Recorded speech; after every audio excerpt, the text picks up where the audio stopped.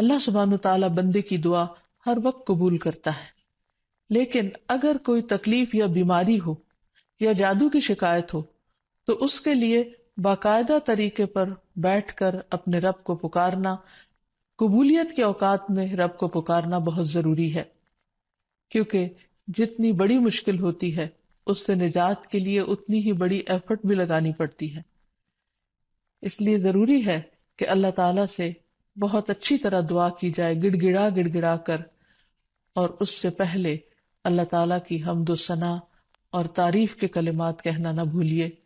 سبحان اللہ والحمد للہ ولا الہ الا اللہ واللہ اکبر ولا حول ولا قوۃ الا باللہ۔ سبحان اللہ، پاک ہے اللہ، اللہ ہی کی تسبیح ہے، والحمد للہ، اب سب تعریف اللہ کے لیے ہے، ولا الہ الا اللہ، اور نہیں کوئی الہ مگر اللہ، واللہ اکبر، اور اللہ سب سے بڑا ہے، ولا حول ولا قوۃ الا باللہ، اور کسی قسم کی نیکی کرنے کی طاقت اور گناہ سے بچنے کی طاقت نہیں انسان کے پاس مگر اللہ ہی کی مدد سے۔ اسی طرح کسی بھی تکلیف اور کسی بھی بیماری سے نجات صرف اللہ سبحانہ وتعالیٰ کی مدد سے ہی ہو سکتی ہے۔ تو جہاں تک جادو کا تعلق ہے تو اس سلسلے میں یاد رکھیے کہ جادو کے بہرحال اپنے اثرات ہوتے ہیں مگر بإذن اللہ، اور اس سلسلے میں ہمیں یہ بھی یاد رہے کہ جادو کے اثرات نبی صلی اللہ علیہ وسلم پر بھی ہوئے تھے۔ حضرت عائشہ فرماتی ہے کہ نبی صلی اللہ علیہ وسلم پر جادو کیا گیا اور اس کا اثر یہ ہوا تھا کہ آپ خیال فرماتے کہ کوئی کام آپ کر چکے ہیں حالانکہ وہ کام ابھی آپ نے نہ کیا ہوتا، لیکن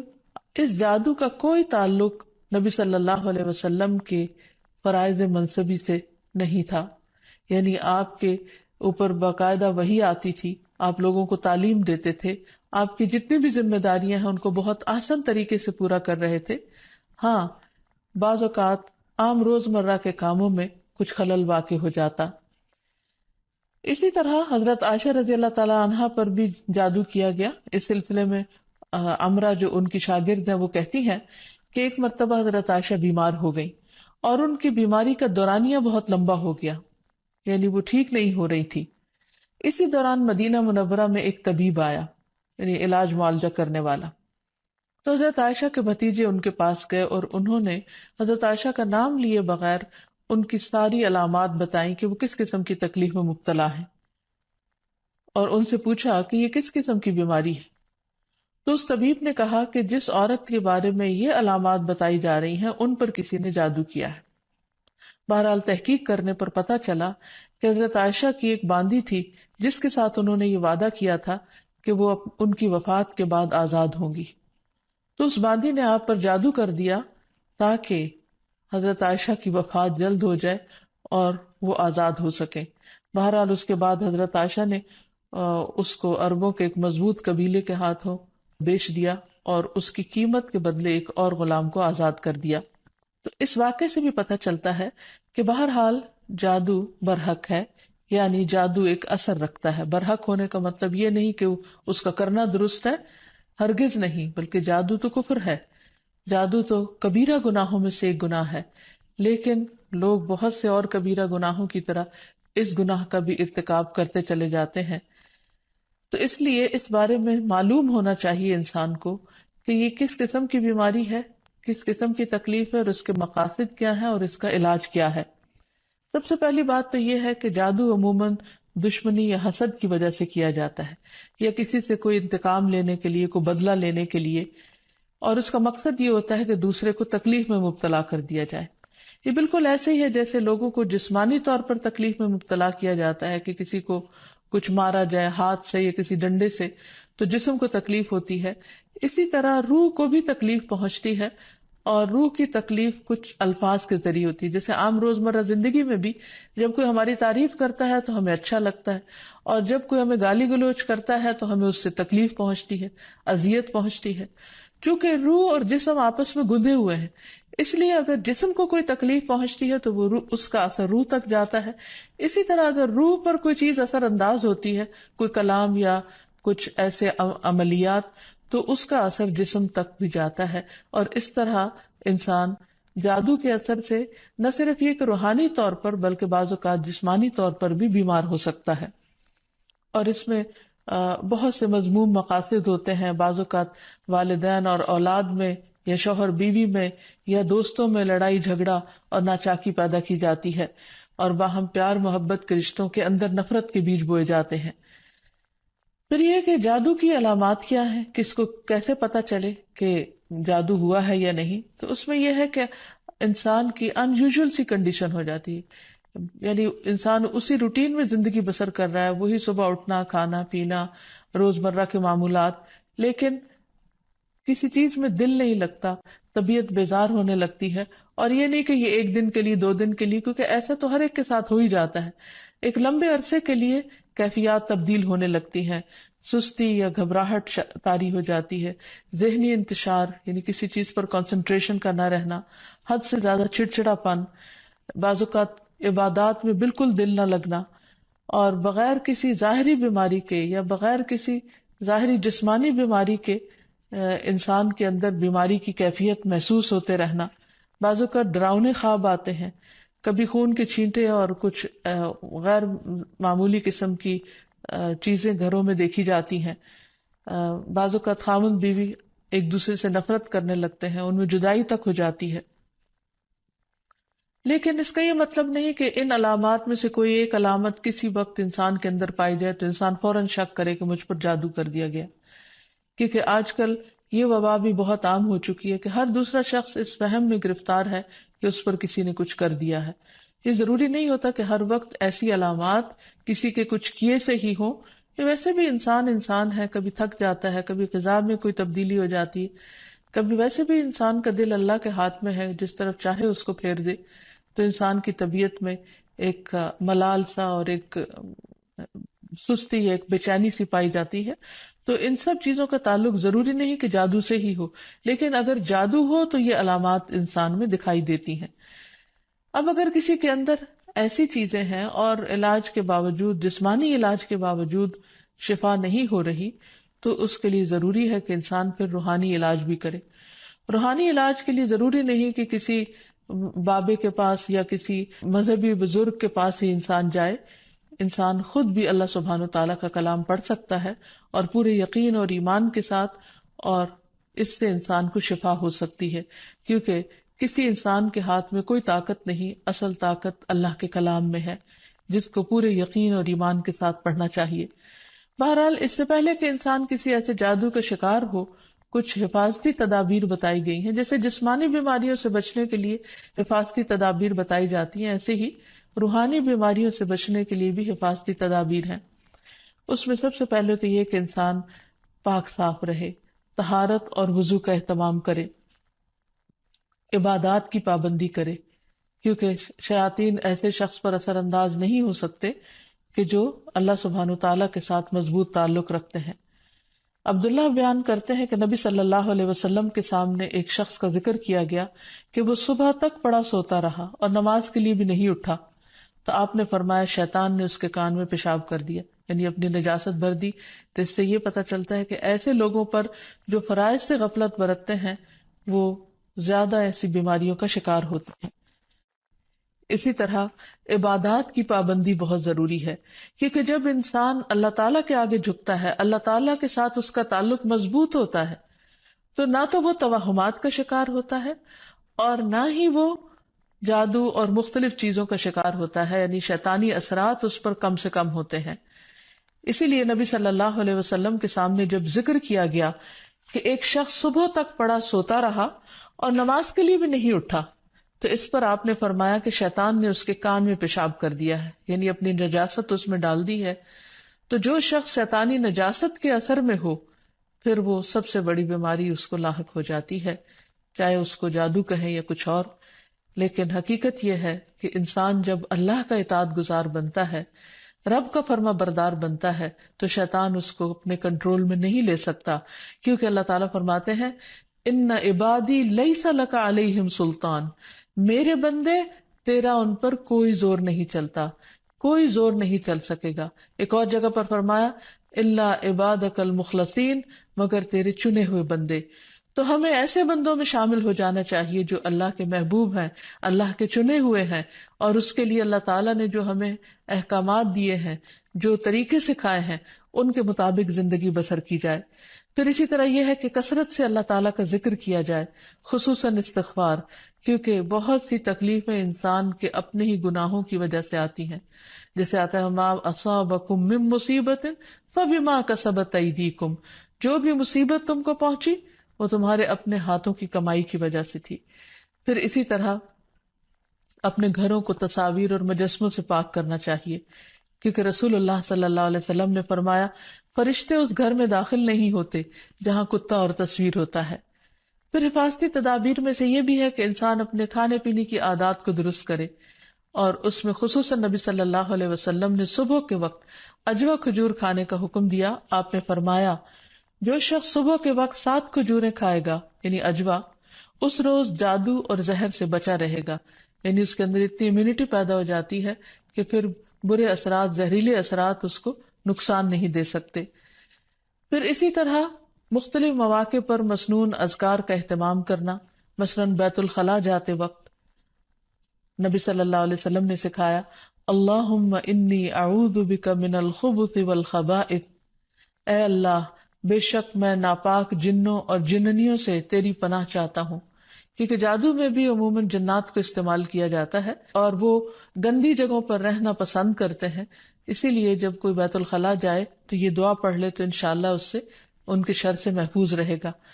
پھر اسی طرح آپ نے فرمایا جنوں کی آنکھوں اور بنی آدم کی شرم گاہوں کا پردہ یہ ہے کہ جب کوئی بیت الخلاء جائے تو بسم اللہ پڑھ لے تو کوئی بھی اس کو پھر دیکھ نہیں سکتا۔ پھر اسی طرح شوہر بیوی کے خاص تعلق میں بھی دعا سکھائی گئی، بسم اللہ اللہم جنبنا الشیطان وجنب الشیطان ما رزقتنا،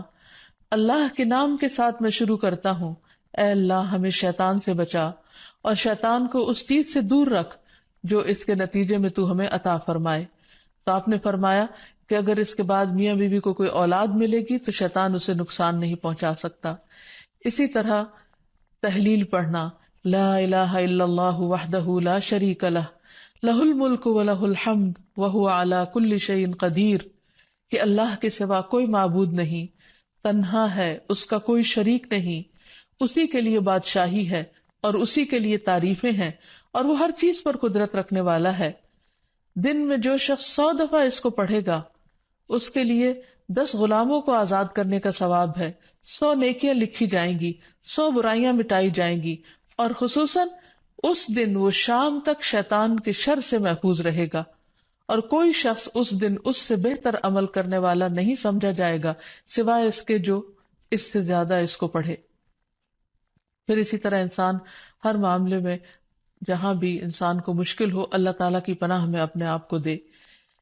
تو خلاصہ کلام یہ ہے کہ انسان اپنے آپ کو مختلف طرح کے توہمات سے بھی بچائے،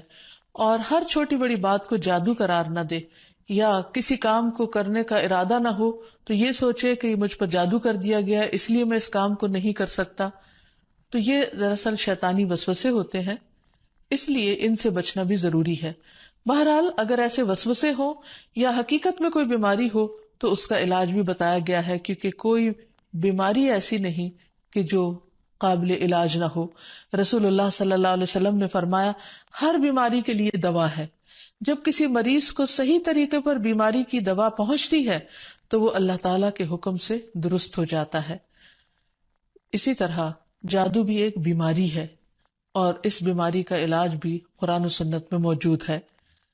اس کے لیے سب سے پہلے تو یہ پتہ لگانے کی ضرورت ہے کہ کیا واقعی جادو ہے بھی یا نہیں، اور اس میں ہم دیکھتے ہیں کہ نبی صلی اللہ علیہ وسلم کو خواب کے ذریعے دکھایا گیا تھا کہ ان پر جو جادو کیا گیا ہے وہ کہاں پر دبایا گیا ہے، تو آپ نے اس کو نکلوایا تھا۔ لیکن ضروری نہیں کہ ہم میں سے ہر ایک کو یہ پتہ چل سکے کہ جادو ہے کہاں، اول تو ہو سکتا ہو ہی نہ، صرف توہم ہی ہو، ایک خیال ہی ہو کسی کا، کیونکہ بعض چیزیں انسان جب بار بار سوچتا ہے تو وہ اس کو حقیقت معلوم ہونے لگتی ہے۔ لیکن اگر انسان کو کوئی ایسا خواب آ جائے تو ٹھیک ہے، اور اگر نہیں بھی آتا تو انسان اللہ سبحانہ و تعالیٰ کا ذکر کرتا رہے اور اس کے ذریعے علاج کرے۔ اس میں خاص طور پر شرعی دم جسے رقیہ شرعیہ کہا جاتا ہے، آج کل مختلف قراء کی آواز میں قرآن مجید کی سلیکٹڈ آیات ریکارڈ کر دی گئی ہیں، مریض اس کو بار بار سنتا رہے تو انشاءاللہ اس کا توڑ ہو جائے گا۔ پھر اسی طرح اللہ تعالیٰ کی کتاب سے علاج، کیونکہ قرآن مجید میں آتا ہے وَنُنَزِّلُ مِنَ الْقُرْآنِ مَا هُوَ شِفَاءٌ وَرَحْمَةٌ لِّلْمُؤْمِنِينَ، اور ہم قرآن کے ذریعے سے وہ چیز نازل کرتے ہیں جو مومنوں کے لیے شفا اور رحمت ہے۔ تو قرآن مجید میں جیسے سب سے پہلے سورۃ الفاتحہ پڑھنا، کیونکہ اس کے اندر اللہ تعالیٰ سے مدد مانگی جاتی ہے، ایاک نعبد و ایاک نستعین، صرف تیری ہم عبادت کرتے ہیں اور صرف تجھی سے ہم مدد چاہتے ہیں کہ یا اللہ تو ہماری اس بیماری اور تکلیف کو دور فرما دے۔ پھر اسی طرح آیت الکرسی، کیونکہ جب انسان آیت الکرسی پڑھتا ہے تو اللہ سبحانہ وتعالیٰ کی طرف سے اس کے لیے ایک خاص محافظ مقرر کر دیا جاتا ہے، اور اگر رات کو انسان پڑھ کر سوتا ہے تو صبح تک وہ فرشتہ انسان کی حفاظت کرتا ہے۔ پھر اسی طرح سورۃ البقرہ کا پڑھنا، رسول اللہ صلی اللہ علیہ وسلم نے فرمایا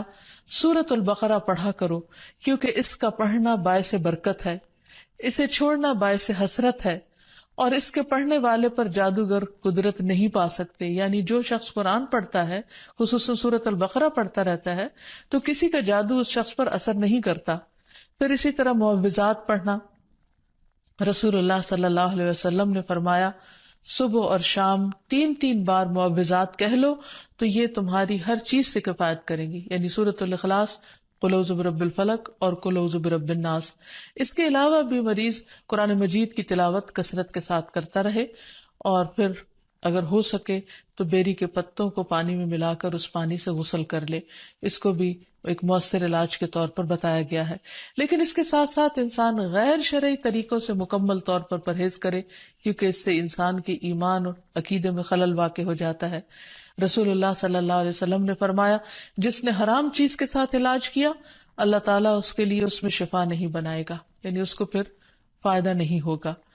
پھر اسی طرح جادو کا علاج جادو سے نہیں کرنا چاہیے، یعنی اگر انسان کو کبھی ایسا وہم ہو تو جادوگروں کے پاس نہ جائے یا ایسے طریقے اختیار نہ کرے کہ جس سے جو ہمارے دین میں نہیں یا ہماری شریعت کے خلاف جاتے ہیں۔ رسول اللہ صلی اللہ علیہ وسلم نے فرمایا جو جادو کرے یا جادو کروائے یا جو کسی کاہن کے پاس آئے اور اس کی بات کی تصدیق کرے تو اس نے اس چیز کا انکار کیا جو محمد صلی اللہ علیہ وسلم پر نازل ہوئی۔ اسی لیے غیر شرعی جھاڑ پھونک سے مکمل اجتناب کرنا چاہیے۔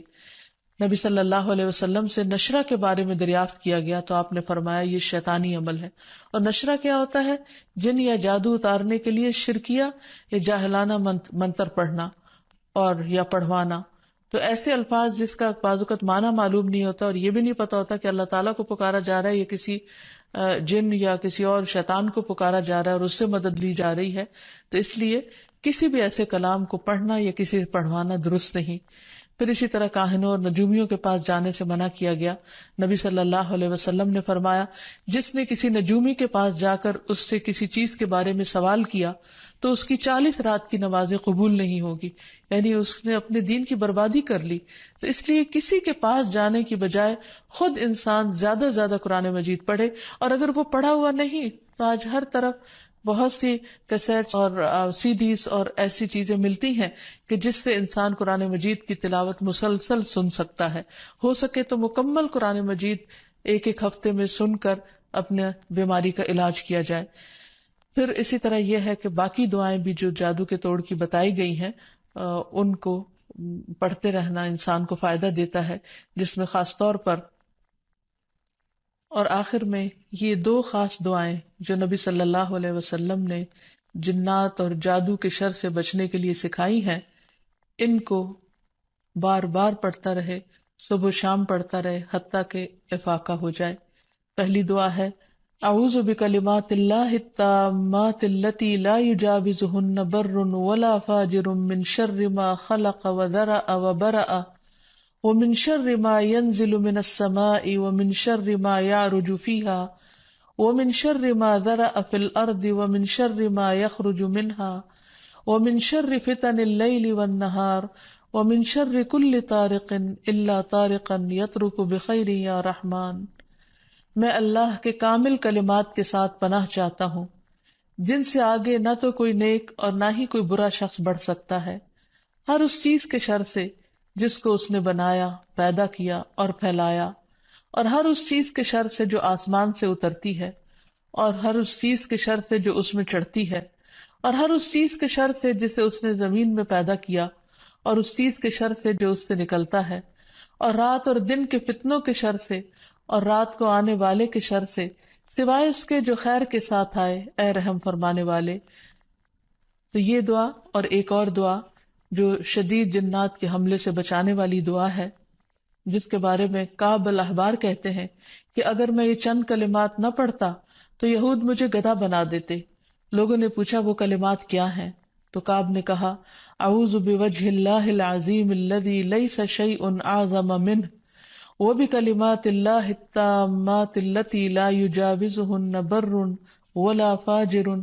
وباسماء اللہ الحسنى كلها ما علمت منها وما لم اعلم من شر ما خلق وبرأ وذرأ۔ میں اللہ کے عظیم چہرے کی پناہ مانگتا ہوں جس سے عظیم کوئی اور چیز نہیں، اور اس کے مکمل کلمات کے ساتھ پناہ چاہتا ہوں جن سے آگے نیک یا بد نہیں بڑھ سکتا، اور اس اللہ کے تمام اسماء حسنہ کے ساتھ پناہ چاہتا ہوں جن کو میں جانتا ہوں اور جن کو میں نہیں جانتا،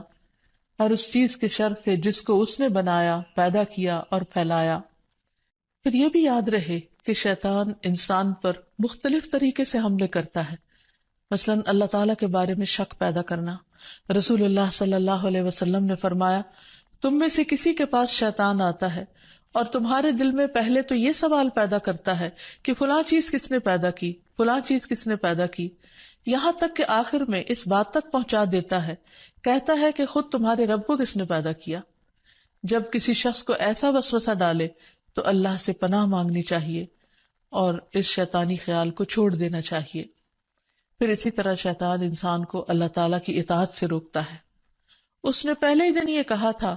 قال فبما اغویتنی لاقعدن لهم صراطک المستقیم، کہ ابلیس نے کہا کہ تو نے مجھے گمراہی میں مبتلا کیا، نعوذ باللہ، وہ اللہ تعالیٰ کو بلیم کر رہا ہے، تو اب میں بھی تیری سیدھی راہ پر گھات لگا کر بیٹھوں گا۔ پھر انسانوں کے آگے سے، پیچھے سے، دائیں سے، بائیں سے، غرض ہر طرف سے ان کو گھیروں گا، اور تو ان میں سے اکثریت کو شکر گزار نہ پائے گا۔ اور ایک حقیقت ہے کہ بہت کم لوگ ایسے ہیں جو خود کو ملنے والی نعمتوں پر شکر گزار ہوں اور خوش ہوں۔ بہت سے لوگ تو بندوں سے اور اللہ تعالیٰ سے شکوہ ہی کرتے چلے جاتے ہیں، اور جو کچھ ملا ہے اس کو نہیں دیکھتے۔ پھر اسی طرح شیطان کے کاموں میں سے کام یہ ہے کہ وہ لوگوں کے دلوں میں فتنے پیدا کرتا ہے، لوگوں کے درمیان جھگڑے اور فساد پیدا کرتا ہے، خصوصاً میاں بیوی کے درمیان۔ اس سلسلے میں حدیث میں آتا ہے کہ شیطان کے لشکر جب لوگوں میں فتنہ ڈالنے جاتے ہیں تو ان میں سے ایک آتا ہے اور کہتا ہے کہ میں نے اس طرح کیا اور اس طرح کیا، تو شیطان کہتا ہے کہ تو نے کوئی بڑا کام نہیں کیا، یعنی اگر عام لوگوں میں جھگڑے فساد کرواتا ہے تو اس کو وہ کوئی کام نہیں گردانتا۔ پھر ان میں سے ایک اور آتا ہے اور کہتا ہے کہ میں نے فلاں آدمی کو اس وقت تک نہیں چھوڑا جب تک اس کے اور اس کے بیوی کے درمیان جدائی نہیں ڈال دی، یعنی لڑائی نہیں کروا دی۔ شیطان اسے اپنے قریب کر کے کہتا ہے کہ ہاں تو نے اچھا کیا، اور پھر اسے وہ اپنے ساتھ چمٹا لیتا ہے۔ اور ایک اور روایت میں آتا ہے کہ پھر وہ اس کے سر پر ایک تاج رکھ دیتا ہے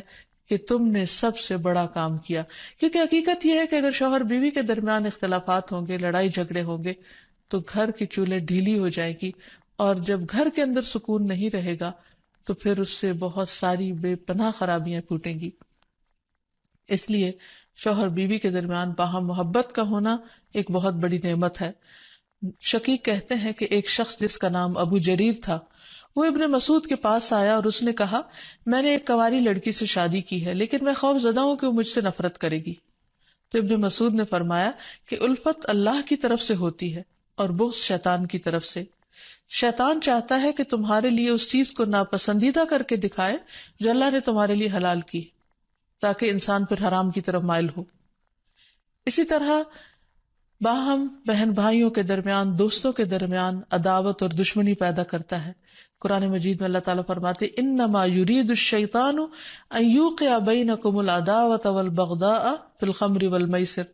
شیطان تو یہ چاہتا ہے کہ شراب اور جوئے کے ذریعے تمہارے درمیان دشمنی اور بغض ڈال دے، کیونکہ عموماً شراب کی محفلیں بھی دوستوں کے درمیان ہوتی ہیں اور جوئے بھی عموماً دوستی آپس میں کھیل رہے ہوتے ہیں۔ تو ان میں ایک دوسرے کے ساتھ پھر جو زیادتیاں ہوتی ہیں ناسمجھی کی وجہ سے یا شراب کے نشے کی وجہ سے، تو اس میں بعض اوقات مدتوں پرانے تعلقات ختم ہو کر رہ جاتے ہیں. تو یہ بھی شیطانی وار ہوتے ہیں. پھر شیطان کا ایک بہت بڑا ہتھیار جو ہر ایک پر چل جاتا ہے وہ ہے غصہ کرنا، کیونکہ غصہ شیطان کی طرف سے ہوتا ہے اور وہ انسانوں کو جلد مشتعل کروا دیتا ہے. پھر اسی طرح اللہ کا ذکر بھلوا دینا. قرآن مجید میں آتا ہے استحوذ علیہم الشیطان فانساہم ذکر اللہ اولئک حزب الشیطان الا ان حزب الشیطان هم الخاسرون. شیطان ان پر غالب آ گیا سو اس نے انہیں اللہ کی یاد بھلا دی، یہ لوگ شیطان کا گروہ ہیں، سن لو یقیناً شیطان کا گروہ ہی وہ لوگ ہیں جو خسارہ اٹھانے والے ہیں. پھر اسی طرح شیطان کا ایک بہت بڑا وار نماز میں وسوسے ڈالنا ہے. اکثر لوگ نماز کے اندر بھول جاتے ہیں اور نماز کے وسوسوں کی شکایت کرتے ہیں اور نماز میں خشوع و خضوع کو سب سے مشکل کام گردانتے ہیں. حقیقت یہ ہے کہ نماز میں خشوع و خضوع اور کنسنٹریشن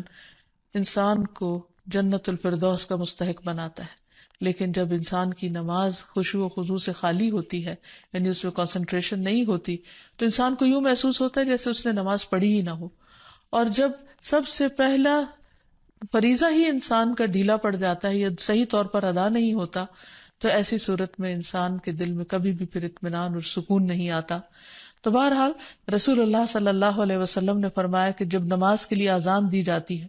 تو شیطان ہوا خارج کرتا ہے اور بڑی تیزی کے ساتھ پیٹ موڑ کر بھاگتا ہے تاکہ اذان کی آواز نہ سن سکے، اور جب اذان ختم ہو جاتی ہے تو پھر واپس آ جاتا ہے، لیکن جو ہی تکبیر شروع ہوتی ہے پھر پیٹ موڑ کر بھاگ جاتا ہے. جب تکبیر بھی ختم ہو جاتی ہے تو شیطان دوبارہ آ جاتا ہے اور نمازی کے دل میں وسوسے ڈالتا ہے اور کہتا ہے فلاں بات یاد کرو، فلاں بات یاد کرو.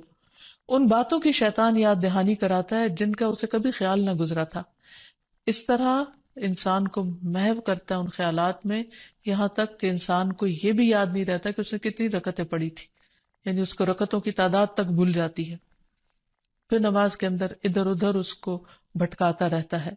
اور کبھی اس کی نگاہ ادھر ادھر اٹھ جاتی ہے، ذرا سے شور پر انسان کی توجہ نماز سے ہٹ جاتی ہے، اور بعض اوقات انسان پوری کی پوری نماز پڑھ جاتا ہے لیکن اس میں اللہ کی یاد نام کی کوئی چیز نہیں ہوتی، کیونکہ اللہ کی یاد سب سے پہلے انسان کے دل میں ہوتی، اور اگر دل میں ہی اللہ کی یاد نہیں تو زبان سے محض پڑھا ہوا یاد نہیں کہلا سکتا. پھر اسی طرح شیطان انسان سے برائی اور بے حیائی کے کام کرواتا ہے.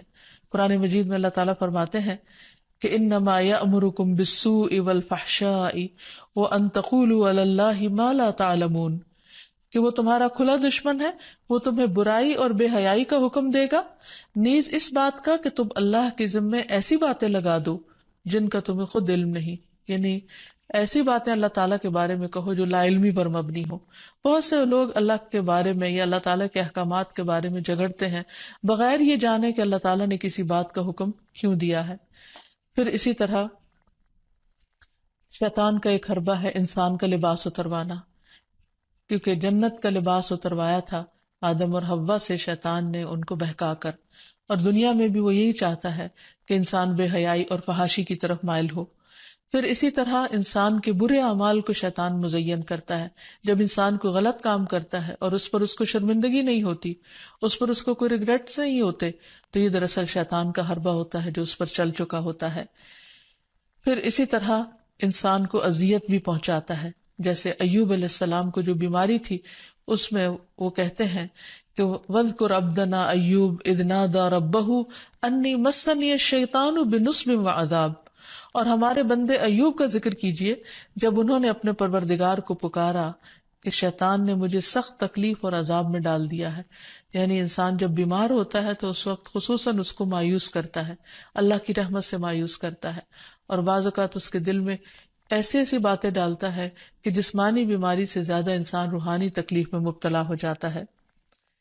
اسی طرح بعض جسمانی بیماریاں بھی شیطان کی وجہ سے ہوتی ہیں. آپ صلی اللہ علیہ وسلم نے فرمایا طاعون تمہارے دشمن جنوں کی طرف سے ایک چوکا ہے اور وہ تمہارے لیے شہادت ہے، یعنی وہ آتا شیطان کی طرف سے ہے لیکن تمہارے حق میں فائدہ مند ہو جاتا ہے. اور شیطان کی یہ دشمنی انسان کے ساتھ، انسان کی پیدائش کے ساتھ ہی شروع ہو جاتی ہے، جیسا کہ ہم دیکھتے ہیں کہ نبی صلی اللہ علیہ وسلم نے فرمایا کہ جب بنی آدم پیدا ہوتا ہے تو پیدائش کے وقت شیطان اسے چھوتا ہے اور بچہ شیطان کے چھونے سے زور سے چیختا ہے، سوائے مریم اور ان کے بیٹے عیسیٰ علیہ السلام کے۔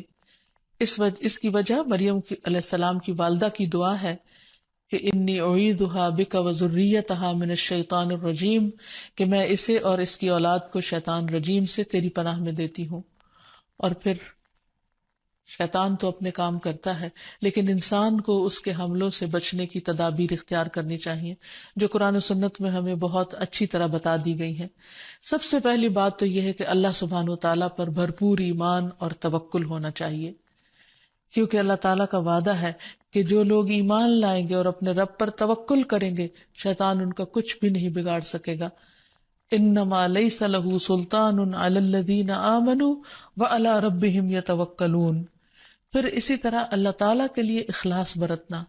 ہر کام صرف اللہ کے لیے کرنا، اپنے آپ کو شرک سے بچانا۔ تو جو شخص ایسا طریقہ اختیار کرے گا، شیطان کا اس پر بھی زور نہیں چلے گا۔ پھر ہر معاملے میں قرآن و سنت کی پیروی کرنا،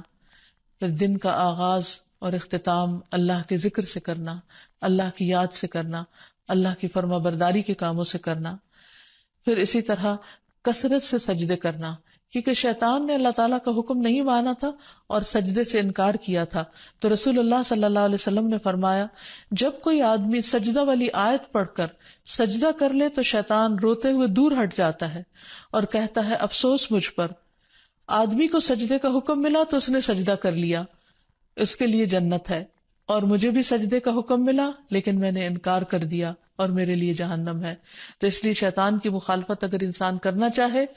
تو اس کے لیے سجدوں کی کثرت کر دے اور خصوصاً فرض نماز کی پابندی کرے، تو انشاءاللہ شیطان کا زور نہیں چلے گا۔ پھر اسی طرح گھر کو شیطانی چیزوں سے پاک کرنا، پھر فضول خرچی سے بچنا، کیونکہ فضول خرچ شیطان کے بھائی ہوتے ہیں، نگاہوں کی حفاظت کرنا، کیونکہ نبی صلی اللہ علیہ وسلم نے فرمایا کہ وہ ابلیس کے تیروں میں سے ایک تیر ہے۔ پھر اسی طرح اکٹھے رہنا، مسلمانوں کی جماعت کے ساتھ جڑے رہنا۔ رسول اللہ صلی اللہ علیہ وسلم نے فرمایا کہ جماعت پر اللہ کا ہاتھ ہے اور شیطان اس کے ساتھ ہے جو جماعت سے علیحدہ ہو اور وہ اس کو پاؤں مار کر ہانکتا ہے، یعنی جو شخص اچھے لوگوں کے ساتھ ملتا جلتا نہیں، ان کی مجلس میں نہیں بیٹھتا، ایک دوسرے کو وتواصوا بالحق وتواصوا بالصبر نہیں کرتا، وہ پھر شیطان کے وسوسوں اور چالوں کا شکار ہو جاتا ہے۔ اور آخر میں دعائیں، اللہ سبحانہ تعالیٰ نے ہمیں قرآن مجید میں بھی دعائیں سکھائی ہیں اور نبی صلی اللہ علیہ وسلم نے بھی۔ اس میں سے پہلی دعا ہے رب اعوذ بک من ہمزات الشیاطین واعوذ بک رب ان یحضرون، اے میرے رب میں شیطان کی اکساہٹوں سے تیری پناہ مانگتا ہوں اور اس بات سے بھی تیری پناہ مانگتا ہوں کہ وہ میرے پاس آئیں۔ پھر تعوذ پڑھنا، یعنی اعوذ باللہ من الشیطان الرجیم من ہمزہ ونفخہ ونفثہ، میں اللہ کی پناہ چاہتا ہوں شیطان مردود سے کہ مجھ پر کوئی جنون کا اثر ڈالے یا مجھے تکبر پر آمادہ کرے یا شعر و شاعری کی طرف لائے، یعنی جو غلط قسم کی ہے۔ پھر قرآن مجید پڑھنے سے پہلے اعوذ باللہ من الشیطان الرجیم پڑھنا۔ پھر اسی طرح برا خواب دیکھنے پر تعوذ پڑھنا۔ رسول اللہ صلی اللہ علیہ وسلم نے فرمایا نیک خواب اللہ کی طرف سے اور برے خواب شیطان کی طرف سے ہوتے ہیں، پس جو ایسا خواب دیکھے جس میں کوئی ناگوار چیز ہو تو بائیں طرف تھوک دے اور شیطان سے اللہ کی پناہ مانگے، ایسا کرنے سے وہ خواب اس کو کوئی نقصان نہیں دے گا اور کسی کو یہ خواب نہ بتایا جائے۔ پھر اسی طرح صبح و شام کی دعائیں پڑھے جس میں خصوصی طور پر شیطان کے شر اور شرک سے بچنے کی دعا ہے۔ اللہم فاطر السماوات والارض عالم الغیب والشہادہ رب کل شیء وملیکہ اشہد ان لا الہ الا انت اعوذ بک من شر نفسی وشر الشیطان وشرکہ، اے اللہ آسمان اور زمین کے پیدا کرنے والے، پوشیدہ اور موجود ہر چیز کے جاننے والے، ہر چیز کے پالنہار اور اس کے مالک، میں گواہی دیتا ہوں کہ تیرے سوا کوئی معبود برحق نہیں، میں تیری ذات کے ذریعے اپنے نفس کے شر سے اور شیطان کے شر سے اور اس کے شرک سے پناہ مانگتا ہوں۔ آپ نے فرمایا جب صبح کرو اور جب شام کرو اور جب اپنے بستر پر آؤ تو اس دعا کو پڑھ لیا کرو۔ اسی طرح سب کام بسم اللہ پڑھ کر کرنا، کیونکہ انسان جب بسم اللہ پڑھتا ہے تو اللہ کا نام لیتے ہی شیطان دور بھاگ جاتا ہے. مثلاً گھر سے نکلتے وقت بسم اللہ توکلت علی اللہ، سواری پر بیٹھتے ہوئے بسم اللہ پڑھنا. پھر اسی طرح آیت الکرسی پڑھنے سے شیطان سے حفاظت رہتی ہے. پھر صبح و شام کے اذکار میں لا الہ الا اللہ وحدہ لا شریک لہ لہ الملک ولہ الحمد وہو علی کل شیء قدیر. یہ 100 بار پڑھنا، اگر 100 بار نہیں تو کم از کم 10 بار انسان ضرور پڑھ لے. پھر اسی طرح لا الہ الا اللہ وحدہ لا شریک لہ لہ الملک ولہ الحمد یحیی و یمیت وہو علی کل شیء قدیر. جو شخص مغرب کے بعد 10 بار پڑھے گا، اللہ تعالیٰ اس کی حفاظت کے لیے اسلحہ بردار فرشتے مقرر کر دیں گے جو اس کی صبح تک شیطان سے حفاظت کریں گے. تو اس لیے ہمیں بھی ان اذکار اور دعاؤں کا اہتمام کرنا چاہیے. اگر زبانی یاد نہ ہو تو دیکھ کر بھی پڑھے جا سکتے ہیں، لیکن حقیقت یہ ہے کہ اللہ کا ذکر ایک مضبوط قلعہ ہے جس میں انسان پناہ لیتا ہے ہر قسم کے شر سے بچنے کے لیے، خصوصاً شیطان کے شر سے. تو اللہ تعالی ہم سب کو اس سے محفوظ رکھے. وآخر دعوانا ان الحمد للہ رب العالمین.